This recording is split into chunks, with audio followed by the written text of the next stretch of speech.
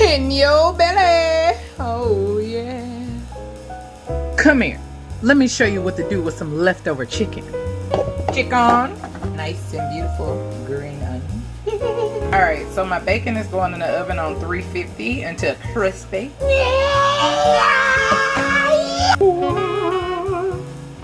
So we keeping it skinny. I'm using a carb balanced sun-dried tomato basil wrap.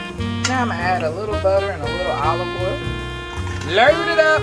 I usually add a little brown sugar and black pepper on my bacon before it's done. A little Monterey and Jack cheese, chicken, chopped bacon, green onions, more cheese. I'm adding a little ranch.